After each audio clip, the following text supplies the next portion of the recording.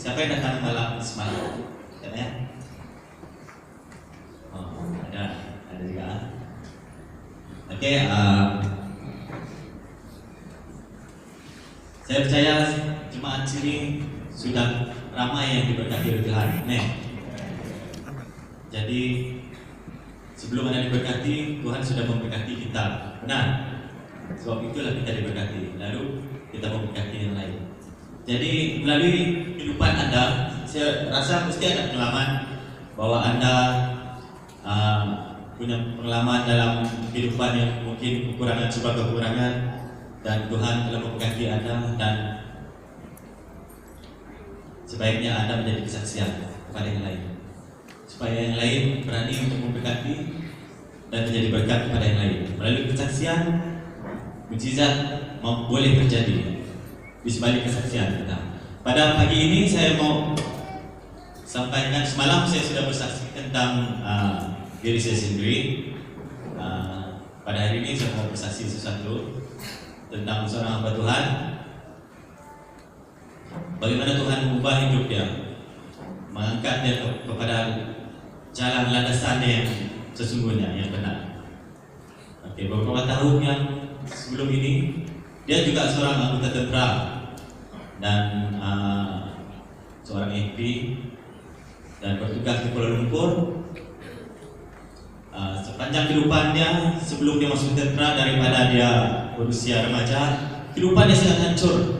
Dari usia 12 tahun dia isap rokok, ada tattoo di badan sudah, dan umur 15 tahun dia terlibat dalam pengedaran dada, isap dada, baru pengedaran dada, berkawan dengan orang-orang yang veteran. Dia budak remaja, tapi antara remaja itu di sekolah itu dia yang ramai kawan dengan veteran, sebab member dari pakcik dia lah, mewaris lah tu, mewaris dalam penjualan dada. Sangat hancur kehidupannya. Pernah datang ke gereja, disuruh pulang sebab keadaan keterampilan dia, pemakaian dia, mungkin dia ikut tren. Kalau mungkin ada di antara kita yang zaman Kurt Cobain, zaman Nirvana kan, zaman Offspring semua, underground semua. Jadi dia berpakaian itulah, tidaklah selek biasa kan sebenarnya. Kayak anak-anak muda yang ikut tren zaman itu dulu pop rock, alternative rock, alternative rock. Dengan seluar dia baru beli koyak-koyak ke sedikit, baru masuk pintu gerbang, wih, dia kata, kenapa kau baju macam ini? Dia kata, tidak boleh masuk di tempat sini macam ini. Dia kata, pulang tukar baju, nanti kau datang balik. Dia pulang terus, memang tak nampak hidung sudah. Pulang ke rumah terus, dengan marah dia sakit hati, dia isap rokok. Bila ada KKR duduk di belakang, dia isap rokok, dia tiup dekat pelayan-pelayan yang suruh dia pulang begitu. Dia tiup dia marah, dia maki-maki lah, marah benci sudah, sakit hati. Oke, berapa tahun kemudian itu umur dia pada tahun 2001 dia dapat kerja sebagai seorang tentara dan diserap menjadi seorang anggota polis tentara pada tahun 2002. Dan kisah dia bermula semula lagi, makin drop sudah dari kehidupan yang dulu, lagi drop, kali ini lagi drop. Dia menjadi pengedar, sampai member dia panggil dia doktor sudah, sebab dia pandai buat alat-alat untuk isap dada kan. Jadi orang panggil dia doktor, dia dapat barang tu, jumpa dia akan modify semua tu, dan terlibatlah pengedaran dada. Walaupun dia seorang yang unit beruniform, tapi dia aktif. Dia pegang undang anggota tentara, tapi dia aktif dalam penjualan dada juga. Di celah-celah itu dia pandai masuk. Dia sangat licik, selalu terlepas. Jadi pada suatu ketika dia rasa hidup dia sangat tertekan, sudah bosan sudah. Dia tidak tahu apa lagi kejahatan yang membuat waktu itu. Jadi dia ambil keputusan untuk membunuh diri. Pertama kali dia mencoba, dia jerut leher dia dalam kereta. Lepas itu dia tolak ke situ, kasih tegang, tapi dia diselamatkan oleh peronda highway itu. Biasa orang panggil plus peronda highway. Dan diselamatkan, dia tak pulang. Kali kedua percobaan lagi, sebab hidup dia tidak tahu tujuan dia hidup sudah. Daripada saya tak tahu tujuan saya hidup, terima gaji, hari ini gaji, esok habis. Belanja minum mabuk-mabuk dengan drug semua habis kata. Jadi kehidupannya memang hancur. Tidak tahu apa guna saya. Dia kerja untuk itu saja, untuk hancurkan diri dia. Jadi dia putusan mati. Kali kedua dia minum dengan kawannya, dipilih bujak, waktu itu dia bujak. Dia ambil kaca, dia balik dalam siki, dia gigit makan-makan. Tapi minum arak. Dia gigit makan, telan dengan minum arak lah. Dengan harapan esok hari dia tidur terus lah, mati terus kononnya lah. Kali esok pagi kawan dia pucat, bangun, dia okey, steady. Arah dia KO kan steady lagi. Jadi dia bekerja beberapa hari.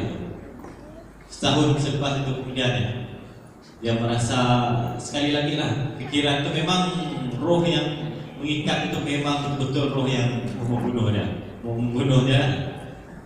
Jadi dia putusan kali ini, waktu itu dia tengah bertugas. Nah, ini parah sikit kalau melibatkan orang lain. Waktu dia habis selesai bertugas, biasa MP ini dibekalkan pistol pada orang lah, dan peluru 9 butir. Selesai dia bertugas, dia bawa kira simpan pistol di stok peluru, stok senjata.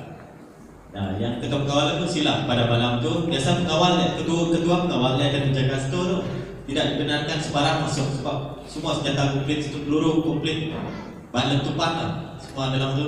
Tapi pada waktu tu pengawal tu mungkin dia percaya sangat tu dengan sahabat kita ni. Dia main balik kunci, hantar sendiri. Jadi dia pergi ke dalam stok, dia buka stok, dia buka peti senjata tu, peti peluru dia angkat. Bukan simpan senjata pula, yang ambil apa? Satu sini, satu di poket, di tangan situ. Dengan ada peluru 9 butir. Sekali dia keluar daripada tempat peluru tu dia angkat pistol dia dulu macam cowboy je lah.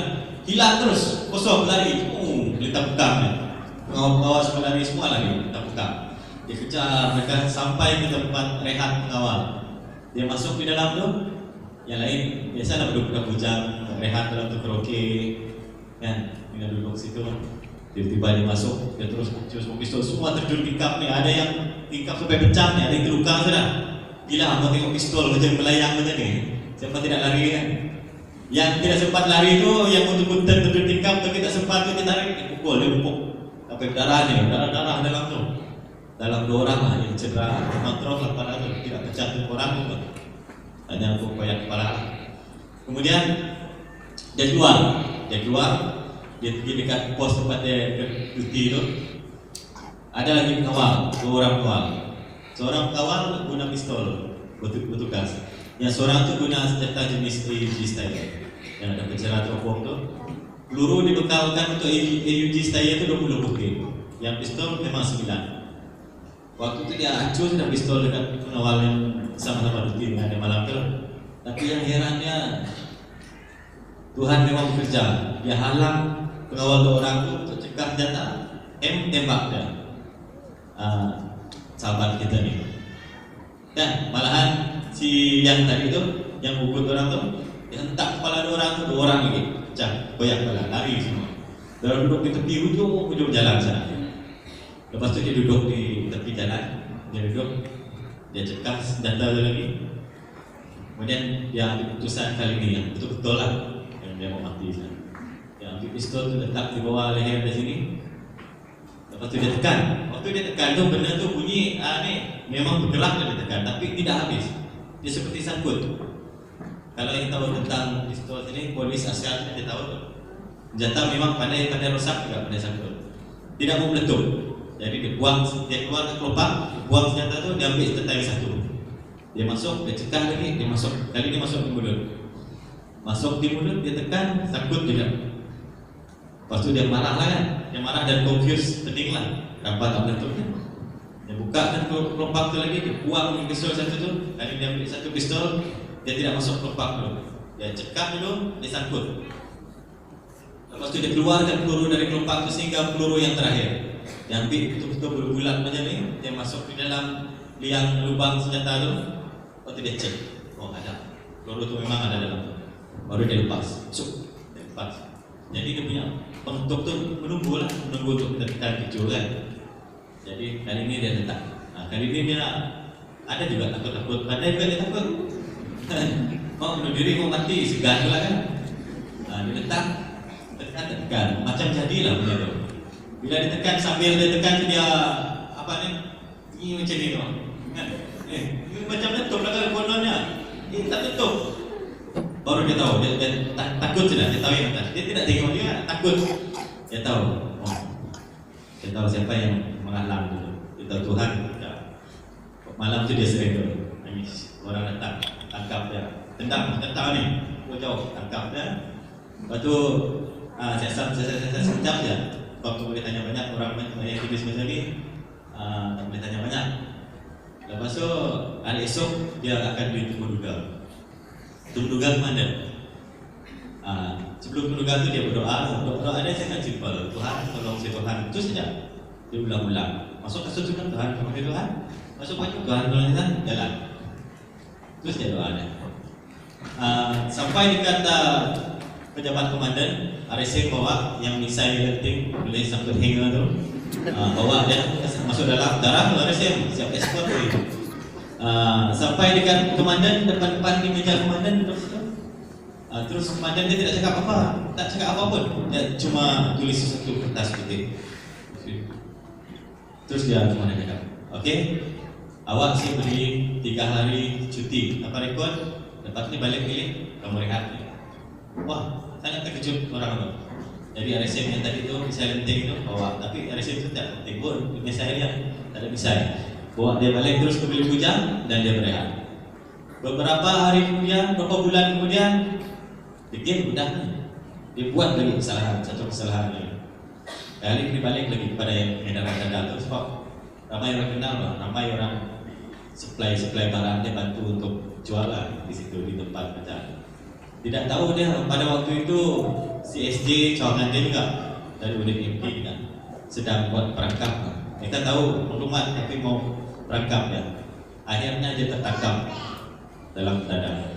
Dari kehidupan dia dari remaja sampai dia usia tu baru dia tertangkap. Bayangkan sangat licik dah, sangat terlepas. Nasib dia sangat baik. Kali ini kurang baik. Jadi dia ditangkap. Esok hari disiasat. Yang ini komandan dia lain pula, komandan baru tukar komandan. Sama juga. RSM itu bawa masuk jumpa komandan. Lalu komandan tu yang sama juga, perbuatan yang sama. Komandan tu diam, dia tulis je. Tak cakap banyak. Apa yang komandan cakap, mau tahu? Dia bagi tahu. Okey, awak saya bagi cuti 3 hari tanpa rekod, lepas ni balik bilik. Ayat yang sama dia pakai. Tapi komandan lain, tidakkan komandan dia dulu bisik, bagi dia cuti 3 hari, tidak. Tak ada pun, tak ada perurusan pun. Cara Tuhan bekerja di sebalik itu. Kemudian budak ni balik baru dia tahu. Dia nampak perjalanan itu semua kan dia tahu. Mengapa nasib dia semua tu di alam maut, dah mau maut sudah. Dan nyawa-nyawa ikan tu ditarik.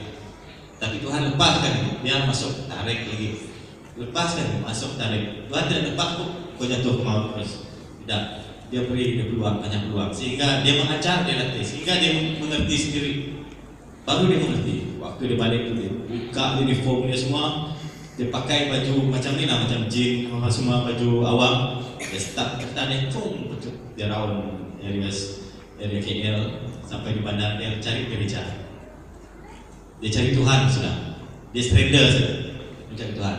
Sehingga dia temukan gereja yang pertama lah di Kuala Lumpur, iaitu gereja Saint Mary, gereja Anglican. Waktu itu dia beribadah di sana beberapa waktu. Kemudian dia terjumpa kawan dia dari kampung dia di Sarawak juga, menunjuk gereja. Ada gereja sini bro, dekat kat sini dia kata. Apa nama gereja? SMBKL City. Oh ya, kat mana tu? Oh lebih dekat. Jadi mula dia masuk gereja tu beribadah. Ngam-ngam pula ada camp. Camp itu SD camp. Dia ikut camp tu. Ini ada nih Kevin, ada waktu tu. Dan saya dengar cerita lah Kevin, orang cerita kepada saya juga melalui pribadi ini. Kevin kenal dia kan? Nah, kemudian sehingga ada satu yang last kalau SPK CG kan itu, dekat di CG di Golden State di Protection, dia orang lama tahu ni. Jadi di kan ada 2 orang di situ di tip-tip jenis besar-besar kita dulu. saya ada kan dulu masa saya ada detik-detik jadi pun hampir semua detik kecuali dosa yang ni lah bukan lelaki punya lah dosa detik. Kemudian dipanggil waktu tu time rokok lah pakaian rokok kan rokok lah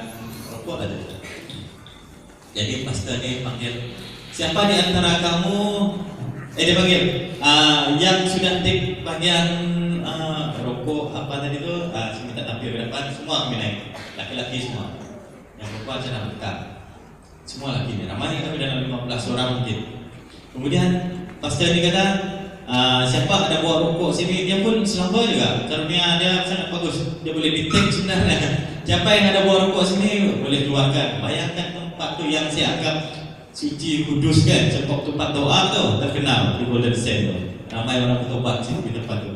Ada juga sahabat-sahabat saya waktu siji tu bawa rokok dalam tu kan kotak dia tidak ada steady lagi dan air lagi jadi dia bagi pada pastor ambil pastor buka pastor relax dah macam tahu benda tu sudah terjadi dia bagi okey ambil seorang satu semua datang kita ambil seorang satu betul dia pun ambil pastor dia angkat tangan okey sekarang semua ikut saya ikut apa yang saya buat dan ikut apa yang saya kata sekarang angkat rokok kamu semua kami angkat okey ada semua sudah bersedia kata pastor tu kami pernah ya saya pun ya manajemenlah. Lalu pastor berkata dengan keras, genggam dalam nama Tuhan Yesus, paling injak kata.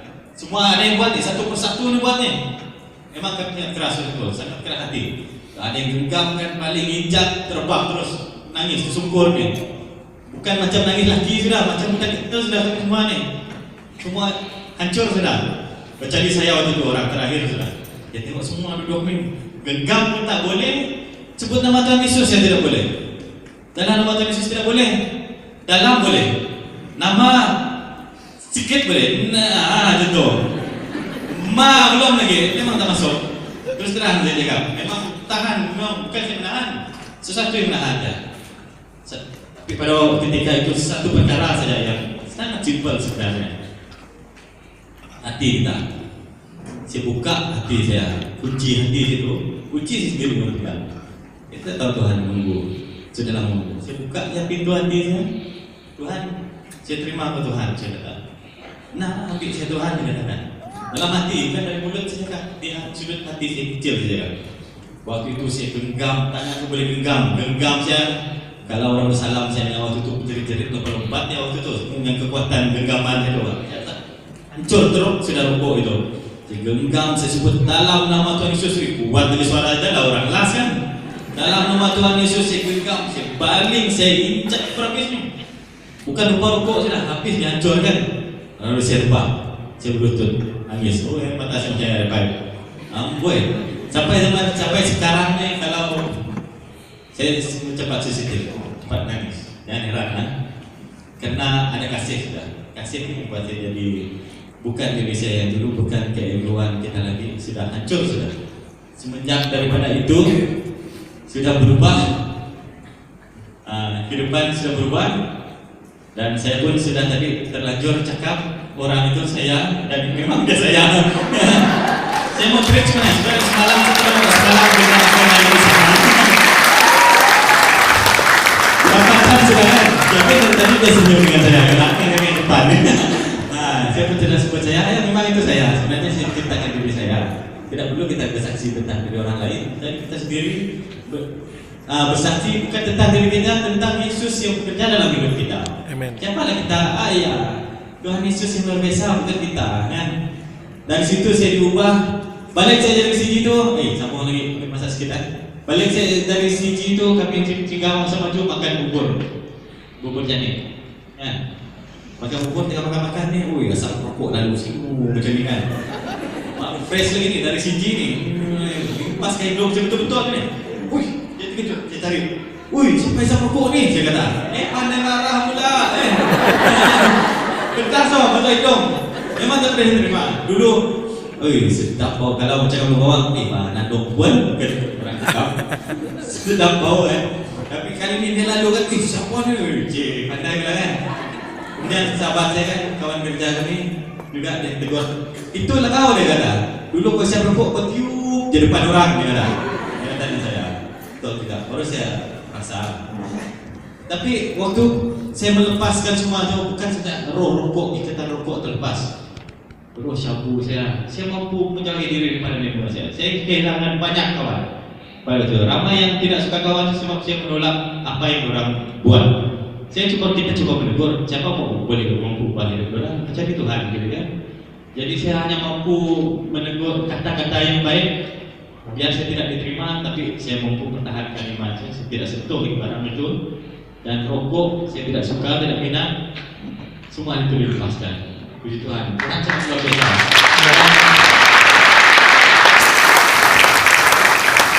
Pada pagi ini saya mau mendendangkan lagu. Jangan tidurlah, lagu ini sentimental.